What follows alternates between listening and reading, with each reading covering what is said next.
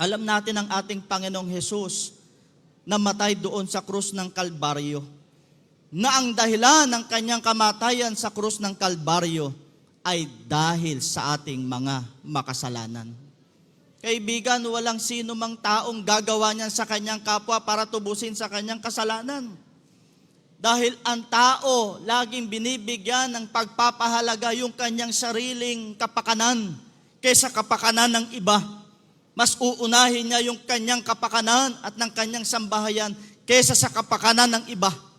Pero ang ating Panginoong Hesus, sa pagsusugo ng Ama sa Kanya dito sa lupa, iniwan ang kanyang kalagayan sa kaharian ng Diyos. Nagkatawang tao, at sa pagiging katawang tao, mga kaibigan, ibinaba ang kanyang sarili, naging masunurin hanggang sa kamatayan sa krus ng Kalbaryo.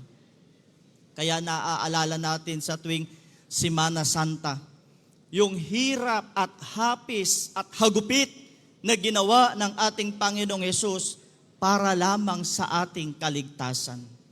Hindi naging biro ang kanyang ginawa. Subalit salamat sa Panginoon sapagkat tayo na mga nilapit ng Panginoon sa kanyang sarili, ang sabi ng banal na kasulatan, siya din mismo'y lumalapit sa atin. Ang sabi dito sa aklat ng Santiago sa 4:8, magsilapit kayo sa Diyos at siya'y lalapit sa inyo. Maglinis kayo ng inyong mga kamay, kayong mga makasalanan, at dalisayin ninyo ang inyong mga puso, kayong may dalawang akala. Si Kristo mismo nag-aanyaya na tayo'y lumapit sa Kanya. At ang sabi ng banal na kasulatan, siya rin mismo ang lalapit sa atin.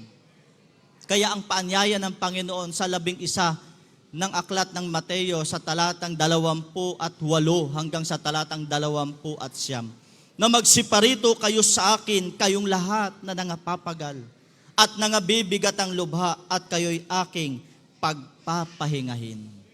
Mga kaibigan, ang tao dahil sa kasalanan, bigat na kanyang pinapasan araw-araw.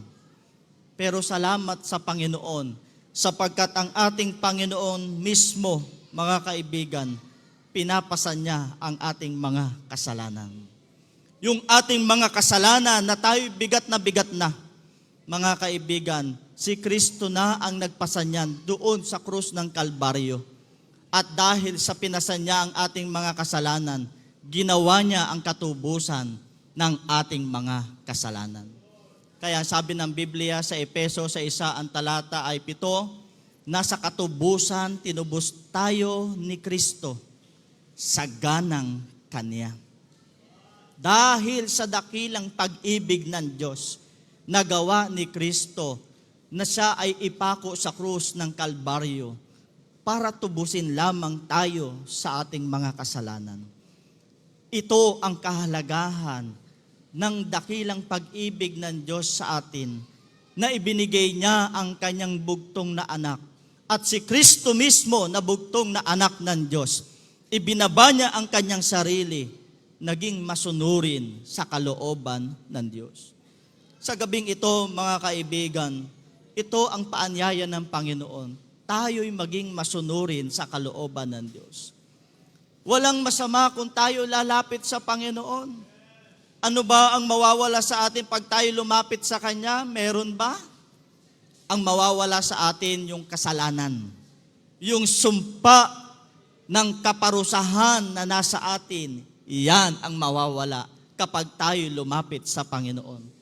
Sapagkat ang sabi ng banal na kasulatan sa 3, ang talatay 13 ng Galacia, sa sumpa ng kautusan, tinubos tayo ni Kristo na naging sumpa sa ganang atin, sapagkat nasusulat, sinusumpa ang bawat binibitay sa punong kahoy. Na dapat tayo ang ibibitin sa punong kahoy dahil sa tayo nakatalaga sa sumpa. Pero si Kristo na ang umako ng sumpa na para sa atin. Mga kaibigan, salamat sa Panginoong Hesus. Inako niya yung sumpa na para sa atin. Dahil sa kasalanang ito, mga kaibigan, si Kristo na ang namatay at hindi na tayo. Anong uri ng kamatayan niya na si Kristo na ang namatay at hindi na tayo? kundi ang kamatayang ito ay kamatayang espiritual. Sapagkat ang sabi ng Biblia sa 6 ang talatay 23 ng aklat ng Roma, mga kapatid, mga kaibigan, ang kabayaran ng kasalanan ay kamatayan. Dadapot ang kaloob na walang bayad ng Diyos ay buhay na walang hanggan. Ang kabayaran ng ating mga kasalanan, kamatayan pala. Anong uri ng kamatayan ito, mga kaibigan? Ito ba yung kamatayang pisikal na pag ang tao ay namatay, bayad na siya sa kanyang kasalanan? Hindi po. Kung ganun lang ang kabayaran ng kasalanan ng tao, bakit pa si Kristo ay nagkatawang tao? Bakit pa si Kristo bumaba galing sa langit at ibibigay ang kanyang sarili, magpapakahirap, magpapakadusta? Yuyurakan ng pagkatao niya? Yuyurakan ng kanyang kalagayan? Aapihin, duduraan, sisipain, bubugbugin, at hahayaang mahirapan? Ibig sabihin, nagpapakunwari. Mga kaibigan, hindi gawang biro ang ginawa ng ating Panginoong Hesus. Ang lahat ng bagay na ginawa ng Panginoong Hesus ay bagay na napakahalaga para sa atin.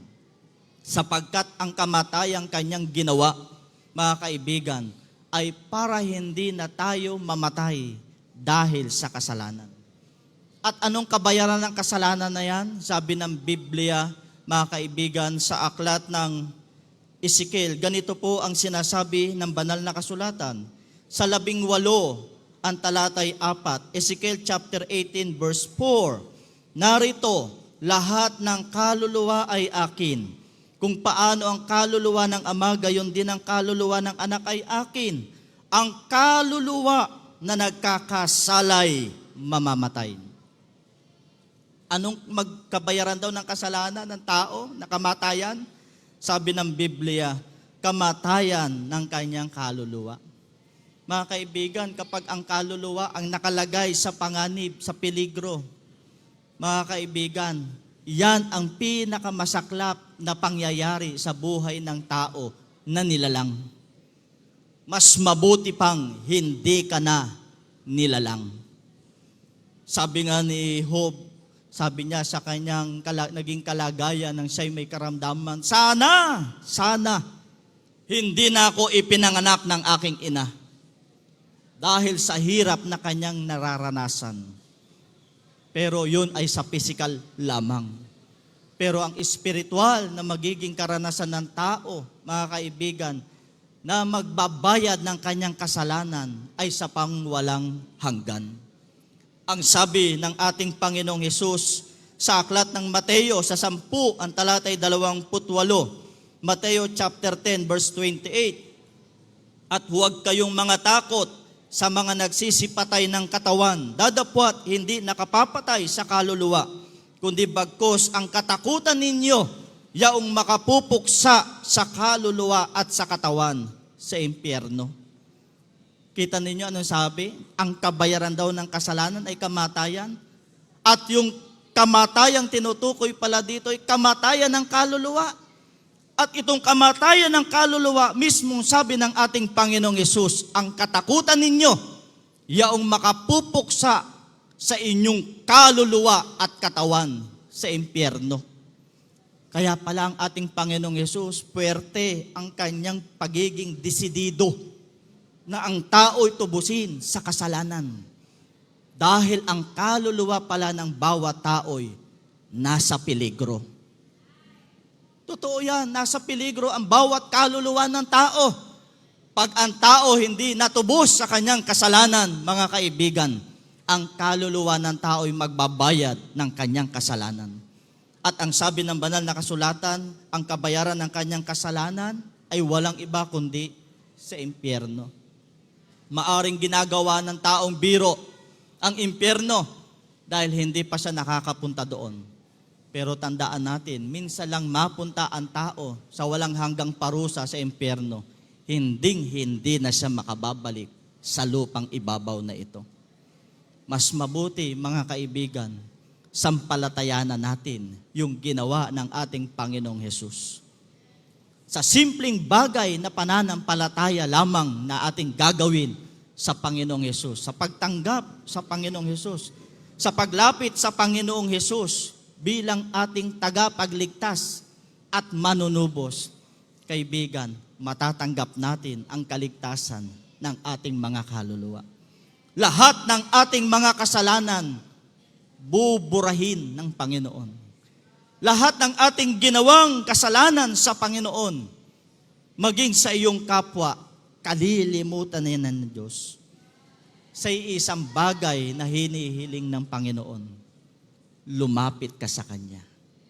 Sabi ng Panginoon sa Hebreo, sa chapter 10 verse 17, at ang kanilang mga kasalanan ay aking kalilimutan na.